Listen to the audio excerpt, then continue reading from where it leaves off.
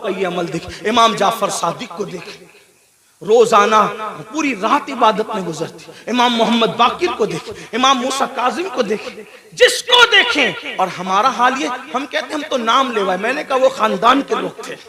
बल्कि एक बात आई, बात अर्ज करूं, शायद हदीस पूरी ना पढ़ सकूं क्योंकि वक्त ज्यादा हुआ, लेकिन एक बात पढ़ता हूं, शायद आपके दिल के दरीचे अल्लाह खोल दे।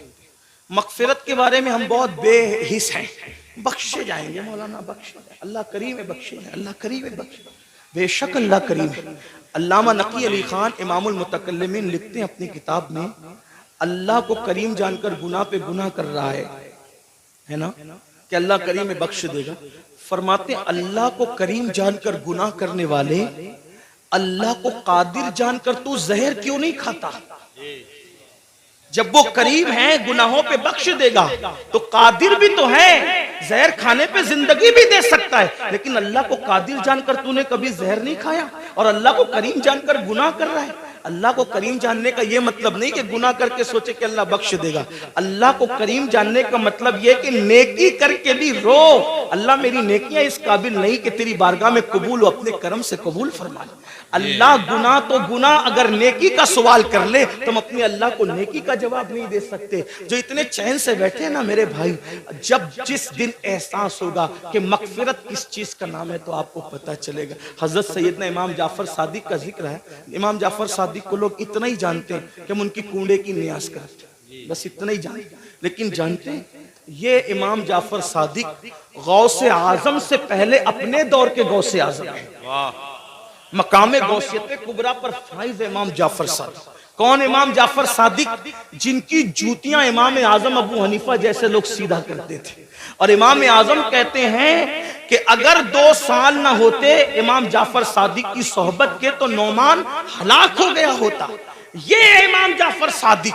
लेकिन वो जाफर सादिक जिसकी सोहबत को इमाम आजम अपनी कुल उम्र का सरमाया कहते हैं, जब उस इमाम जाफर सादिक से लोग मुसाफा करते, हम लोगों से भी लोग करते हैं, इमाम जाफर सादिक से भी लोग मुसाफा करते थे। दाता साहब लिखते हैं कि जब इमाम जाफर सादिक से कोई मुसाफा करता था तो इमाम जाफर सादिक उसका हाथ पकड़ ले, ध्यान देना, तवज्जो करना, गौर से सुनना और फिर सोचना इस पर कि हम कहां हैं। इमाम जाफर सादिक जिसके नसब में किसी को कोई इख्तिलाफ नहीं जी, इतना मजबूत सिलसिलतुल ज़हब है कि जाफर सादिक बेटे हैं इमाम मोहम्मद बाकिर के, वो बेटे इमाम ज़ैनुलाब्दीन के, वो बेटे इमाम हुसैन के, और वो बेटे हैं हजरत मौला अली के, और वो शौहर सैयदा फातिमा के, और वो शहजादी रसूलुल्लाह की। ये सिलसिलतुल ज़हब उनका नसबनामा है। हाँ, अब इमाम जाफर सादिक से कोई मुसाफा करने आता तो आप उसका हाथ पकड़ते और हाथ पकड़कर फरमाते वादा कर कि अगर क़यामत में तेरी बख्शिश हो गई तो तू अल्लाह की बारगाह में मेरी सिफारिश करना कि अल्लाह जाफर सादिक को बख्श दे, उसको माफ कर दे।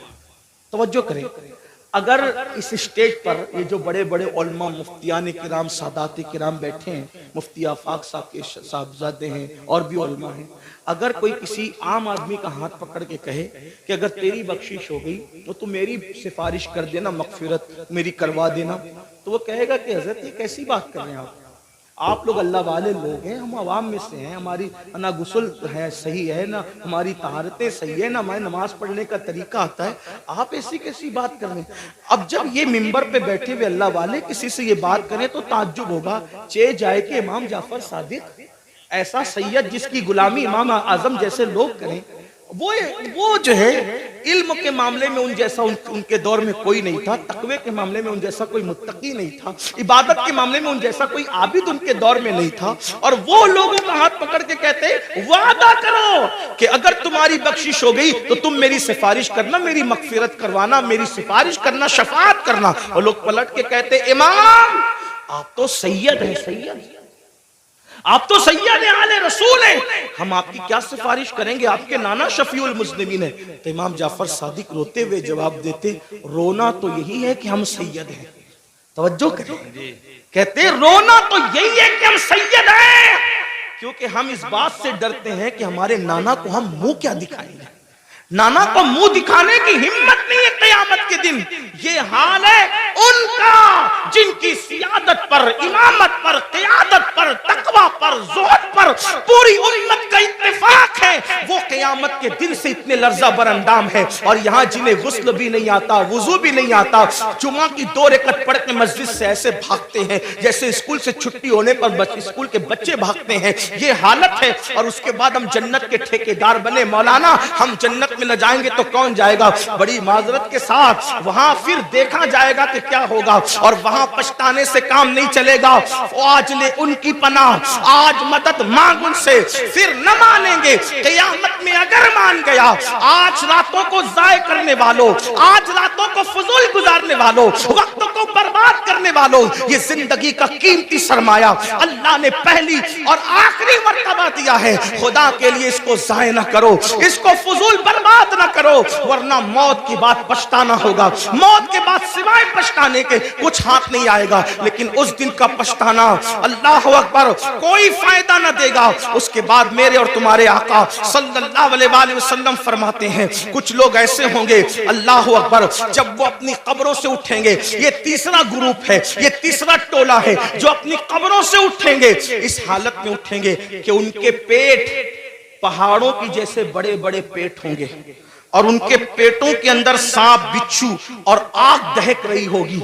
साहबा ने पूछा, आका वो कौन होंगे? सरकार अलैहिस्सलाम फरमाते हैं ये वो लोग होंगे जो दुनिया में ज़कात अदा नहीं करते थे, ज़कात नहीं देते थे, बड़े बड़े पहाड़ों की तरफ पेट लेकर के उठेंगे। आज लोग ज़कात भी नहीं देते पूरी पूरी, और फिर कोई पैसा लेके भाग जाता है, कोई चोरी कर ले जाता है, माल डूब जाता है, आग लग जाती है, कहते हैं हमारा नुकसान हो रहा है, नुकसान हो रहा है। याद रखना, जो पूरी पूरी ज़कात अल्लाह के लिए निकाल दे, मेरे आका फरमाते हैं उसका माल अल्लाह के किले में महफूज हो जाता है, उसके माल की हिफाजत हो जाती है। फिर चौथे ग्रुप के बारे में मेरे और तुम्हारे आका सच्चे नबी सल्लल्लाहु अलैहि वसल्लम ने फरमाया कि जो चौथा ग्रुप कब्र से निकलेगा उसके मुंह से खून बह रहा होगा, और खून लेकर के वो निकलेगा। साहबा ने पूछा, आका जिनके मुंह से खून बह रहा होगा वो कौन लोग होंगे? आका इरशाद फरमाते हैं जो अपने वादों को तोड़ देते थे, वादा खिलाफी करते थे, वो उनके मुंह से खून बह रहा हो।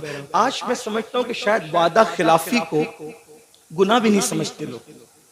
देखें, हालांकि मेरे आका ने सलाम ने फरमाया मोमिन और मुनाफिक में फर्क ये है कि मोमिन जब वादा करता है तो पूरा करता है, और मुनाफिक वादा करता है उसको पूरा नहीं करता, तोड़ देता है। कितने वादे करते हैं, अल्लाह से वादा किया उसका ख्याल नहीं, पीर से वादा किया उसका ख्याल नहीं। आइए वादे की वफा के हवाले से एक हदीस सुने की रिवायत से। अल्लाह अकबर, अभी ऐलान नबूवत नहीं हुआ, ऐलान नबूवत से पहले अल्लाह के रसूल अलैहिस्सलातु व तस्लीम बाजार गए। बाजार जाने के बाद अल्लाह के हबीब अलैहिस्सलाम को एक शख्स ने कहा, यहाँ रुको, मैं अभी आता हूँ। उसने कहा रुको, अभी आता हूँ, और आका ने उससे वादा कर लिया, ठीक है जब तक तुम नहीं आओगे मैं यहीं ठहरूंगा, यहीं रुकूंगा। और उसके बाद वो शख्स गया और जा करके भूल गया कि मैं किसी से वादा करके आया हूं या वादा लेकर आया हूं कि मैं अभी आता हूं, और उसने वादा कर लिया कि ठीक है तुम्हारे आने तक मैं रुकूंगा। फिर क्या हुआ, 3 दिन गुजर गए। 3 दिन के बाद जब वो शख्स आया तो अल्लाह के रसूल वहीं पर मौजूद थे। उसने पूछा, आप यहाँ? फरमाया, तुमसे मैंने वादा किया था कि जब तक तुम नहीं आओगे मैं यहीं रुका रहूंगा, इसीलिए मैं यहाँ रुका रहा। और फिर मेरे आका ने न उससे लड़ाई की, न झगड़ा किया, न उसको डांटा, बल्कि सिर्फ एक जुमला कहा, ऐ शख्स तूने मुझे मुशक्कत में मुब्तला कर दिया, तूने मुझे तकलीफ में मुब्तला कर दिया। ये ऐलान नबुव्वत से पहले का वादे का वफा करना था। जब मेरे आका ने नबुव्वत का ऐलान किया तो यही वाकया उस शख्स के ईमान लाने का सबब बन गया कि जो शख्स इंसान से किया हुआ वादा उसके साथ बेवफाई नहीं करता, वो झूठा नहीं हो सकता, वो सच्चा है। तो जो वादे के खिलाफ करे, आज तो ये भी होता है कि किसी लड़की से प्यार की बात की, मोहब्बत की बात की, अफेयर की बात की, रिश्ते की बात की, और फिर का तेरे साथ शादी करेंगे, और फिर शादी के नाम पे उसका शबाब लूट लिया, उसके साथ ज़िना कर लिया, लिया, उसके साथ सारी रंगरेलियां मना ली, सारा खेल कूद कर लिया, और उसके बाद कहा अब तेरे साथ शादी नहीं करेंगे क्योंकि तू इस काबिल नहीं है, तेरे अंदर ये ऐब है, ये ऐब है, ये ऐब है। याद रखना, किसी पे जुल्म करने वालों, अच्छी तरह याद रखना, पहली बात तो अफेयर करना जायज न था, पहली बात तो नाजायज ताल्लुकात करना जायज न थे, पहली बात तो किसी लड़की से दोस्ती करना जायज न थी, और अगर की थी और वादा किया था अल्लाह अकबर तो ज़िना और उसके साथ तन्हाइयां जायज न थी। अल्लाह अकबर, अब उसका शबाब लूट कर उसमें ऐब निकाल कर उसको छोड़कर ऐसे भागते हो जैसे फूलों का रस चूस करके भौरा भाग जाता है, दोबारा उधर का रुख नहीं करता। तितलियां फूलों का रस चूस कर दोबारा उधर का रुख नहीं करती। किसी के शबाब से खिलवाड़ करके, किसी के हुस्न से खिलवाड़ करके, किसी की आबरू से खिलवाड़ करके फिर उसको छोड़कर नए शिकार की तलाश में जाने वालों, जानबूझ करके किसी की आबरू के साथ सौदा करने वालों, सुनो, अल्लाह के हबीब अलैहिस्सलाम इरशाद फरमाते हैं,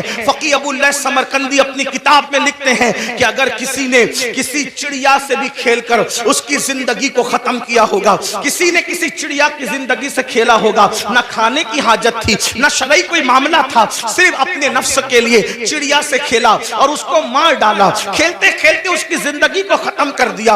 आका फरमाते हैं वो मरी हुई चिड़िया जिसकी जिंदगी से तुमने खिलवाड़ किया था, जब कयामत का दिन होगा तो अल्लाह की अदालत में फरियाद करेगी, मौला आज अदल का दिन है, आज इंसाफ का दिन है, मौला मुझे अदल चाहिए, इस शख्स ने मेरी जिंदगी से खिलवाड़ किया था।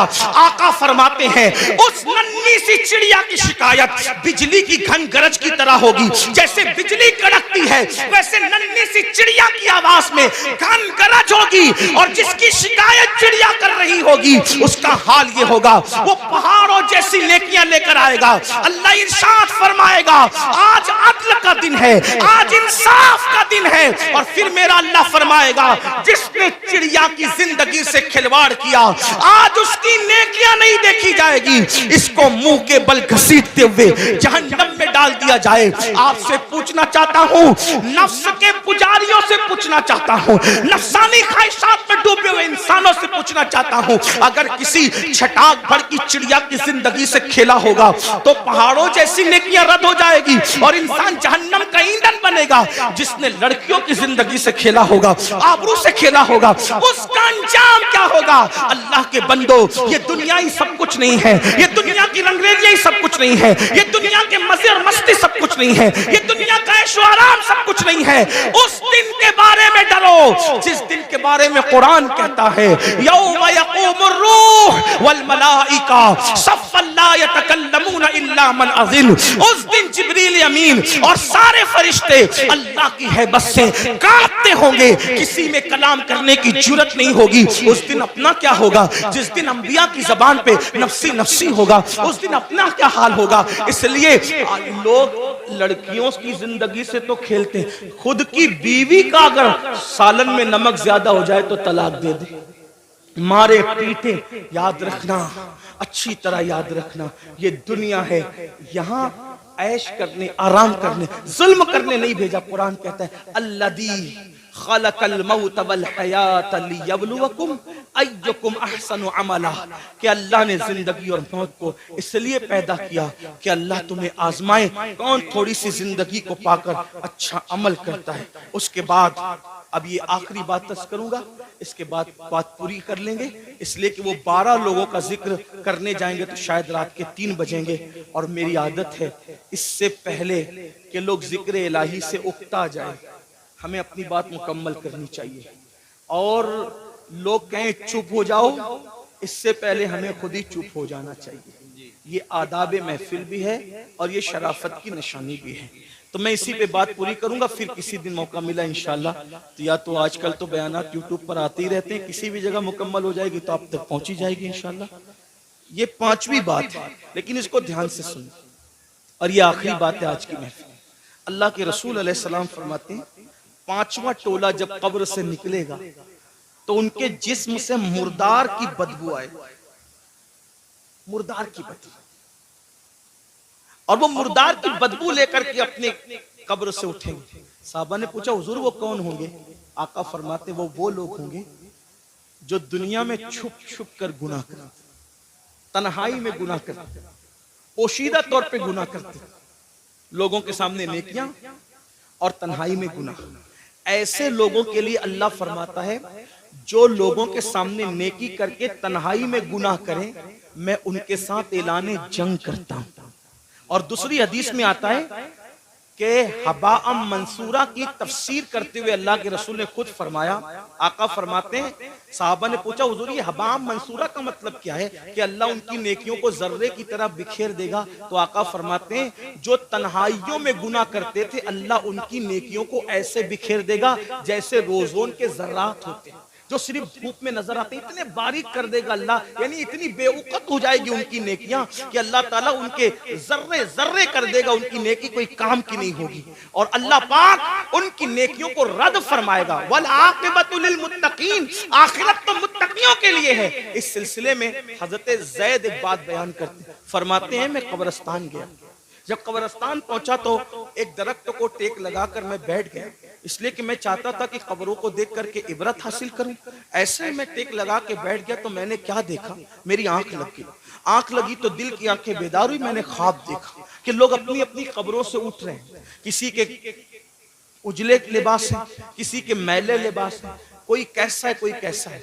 लेकिन एक शख्स को मैंने देखा जब वो उसकी कब्र से उठा, उसकी कब्र से, तो एक आसमान से आग की चैन जंजीर आई और उसके हलक में डाली गई और वो उसके हलक से गुजरते हुए पेट और पेट के बाद फिर नीचे के मकाम से वो जंजीर निकल गई और वो चीख रहा था, चिल्ला रहा था और चीखते चिल्लाते कहता था मुझ पर ये क्या अजाब हो रहा है, क्या मैं नमाज नहीं पढ़ता था, क्या मैं रोजा नहीं रखता था, क्या मैं रमजान शरीफ के रोजे नहीं रखता था, क्या मैंने हज नहीं किया था, क्या मैंने उम्रे नहीं किए थे, क्या मैंने सदका नहीं दिया था, क्या मैंने ज़कात नहीं दी थी, क्या मैं फलां नेक काम नहीं करता था। गर्ज के वो अपनी सारी नेकियों को गिनाएगा गिनाएगा गिनाएगा, इसका मतलब वो गुनहगार नहीं था, वो नेकोकार था, इसलिए वो वहां भी नेकियों को गिनाएगा। हजरत ज़ैद कहते हैं जब वो अपनी नेकियों को गिना रहा था तो गैब से आवाज आई, बंदे तू सारी नेकियां करता था लेकिन जब तू अकेले में और तन्हाई में होता था तब तू गुनाह करता था, अल्लाह से नहीं डरता था। तो जिसने तन्हाई के अंदर गुनाह किया अल्लाह ने उसकी नेकियों को ज़ाय कर दिया। आपसे पूछता हूँ अल्लाह के बंदो, नरम नरम गद्दों पे लेटकर रात की तन्हाइयों में चार दीवारी में क्या देखते हो? कौन क्या देखता है मुझे नहीं पता, लेकिन अपने आप में डूब करके सोचो, वो गंदी फिल्में, वो गंदे मनाजिर, वो गंदी तस्वीरें रिंद की रिंद रहे, हाथ से जन्नत न गई। जो तन्हाइयों में गुनाह करते हैं और लोगों के सामने नेकियां करते हैं, कब्रों से उठेंगे तो उनके बदन से मुर्दार की बदबू होगी। अल्लाह उनके साथ ऐलाने जंग करता है, उनकी नेकियों को रेत के जर्रों की तरह बिखेर दिया जाएगा। अपने आप पे रहम करो मेरे भाइयों, क़यामत के दिन कौन है अपना सिवाय मुस्तफ़ा जाने रहमत के। सबने सफ़े महशर में ललकार दिया हमको, ऐ बेकसों के आका अब तेरी दुहाई है, एक ही सहारा है। अगर गुनाह कर करके उनका दिल दुखा दिया, उनको नाराज कर दिया तो बताओ अपना क्या बनेगा। अल्लाह अकबर। मेरे आका मुस्तफ़ा जाने रहमत सल्लल्लाहु अलैहि वसल्लम के दीवानों सैयदना फारूक आजम कहते हैं, लोग छोटे और बड़े गुनाह की बात करते हैं, फारूक आजम फरमाते हैं मैं तो इतना समझता हूँ गुनाह कोई भी करो रसूलुल्लाह के दिल को तकलीफ पहुंचती है, हुजूर का दिल दुखता है, कोई गुनाह करो दिल हुजूर का दुखता है। अब आपको से पूछता हूँ, चेहरों से दाढ़ियां मुंडाकर गटरों में फेंकते हो, फारूक आजम कह रहे हैं आका का दिल दुखता है। गंदी फिल्में देखते हो, फारूक आजम कह रहे हैं आका का दिल दुखता है। किसी औरत पर बदनजरी करते हो, आका का दिल दुखता है। मस्जिदों को वीरान करते हो, आका का दिल दुखता है। नमाजों में सुस्ती करते हो, आका का दिल दुखता है। किसी मोमिन को गाली देते हो, आका का दिल दुखता है। इतना रसूलुल्लाह का दिल कब्र अनवर में दुखाओगे और उसके बाद मैदान महशर में जब शफाअत की भीख लेने के लिए उनकी बारगाह में पहुंचोगे, अल्लाह न करे अगर उन्होंने मुंह फेर लिया और मुंह फेर करके ये कहा, ओ मुनाफिक झूठे, मुझसे इश्क का दावा करता था और मेरे दिल को छलनी छलनी करता था, मेरे दिल को दुखाता था, मेरे दिल को तकलीफ पहुंचाता था। बताओ भाइयों, जब सब ने ललकार दिया होगा तो उसी आमिर आमिना के लाल का सहारा होगा, मेरे आका अलैहिस्सलात व तस्लीम की शफाअत होगी। अगर वो भी मुंह फेर लें, हालांकि उनके करम से ऐसी उम्मीद नहीं है, लेकिन उनकी मिजाज की नजाकत बेचैन भी करती है। हजरत जिगर मुरादाबादी ने कहा था कि इस उम्मत यासी से न मुंह फेर खुदाया, नाजुक है बहुत गैरत सुल्तान मदीना। मेरे आका की गैरत बहुत नाजुक है। कितनी नाजुक है इतना अंदाजा कर ले। एक बार उम्मुल मोमिनीन ने अपने घर के दीवारों पे पर्दे लटका दिए तो आका अलैहिस्सलाम ने चेहरा फेर करके ये फरमाया कि हम दीवारों को कपड़े नहीं पहनाते, महबूबाए महबूबे रब्बुल आलमीन अगर दीवारों पे पर्दे लटका दे तो वहां से गैरत की वजह से चेहरा फेर लिया जाता है। इतने जराइम करके, इतने बड़े मुजरिम बनके हुजूर के दरबार में खड़े रहेंगे, अल्लाह अकबर। अगर उनकी गैरत की नजाकत ने मुंह फेर लिया, कहां जाओगे, किसके पास जाओगे, किसके दरवाजे पे दस्तक दोगे? इसलिए आज उनको मनाओ, आज उनको राजी करो, आज उनकी बारगाह में माफी मांगो, उनके वसीले से अल्लाह की बारगाह में तौबा करो, ताकि दुनिया भी संवर जाए, आखिरत भी संवर जाए। अल्लाह पाक की बारगाह में दुआ है कि मेरा अल्लाह सबसे पहले मुझे और आप सबको अमल की तौफीक अता फरमाए। गुफ्तगू के दरमियान अगर कोई गलती हुई